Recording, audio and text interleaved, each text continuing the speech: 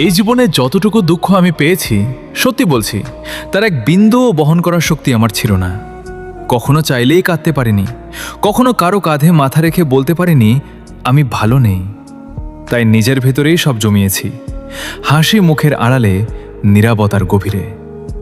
মানুষ ভাবে আমি শক্ত, আমি নির্লিপ্ত, আমি সব পারি। অথচ কেউ জানে না ভেতরে ভেতরে আমি কতবার ভেবেছি, একা রাতে বালিশ ভিজিয়েছি, চোখের জল দিয়ে গোপনে যুদ্ধ চালিয়ে গেছি।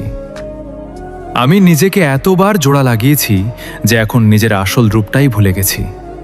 কখনো ভাবিনি হয়তো এই দুঃখগুলো সামলে নিতে পারবো, হয়তো সময় ঠিক করে দিবে সবকিছু।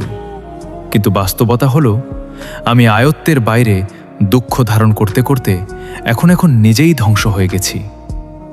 এখন মনে হয় আমি নেই। আমি কেবল এক ভাঙা মানুষ, যার ভিতরে অনেক কথা জমে আছে, কিন্তু শোনার কেউ নেই। সবাই বলে খারাপ সময় সব সময় থাকে না, সময় ভালো হয়ে যাবে। কিন্তু কেউ বোঝে না সময় শুধু ক্ষত তৈরি করে, সেগুলো শুকায় না। আমি এখন কেবল একটু নীরবতা, মুখে হাসি, চোখে অন্ধকার, আর মনে একরাশ দুঃখের বোঝা নিয়ে প্রতিদিন বেঁচে থাকার অভিনয় করে যাই।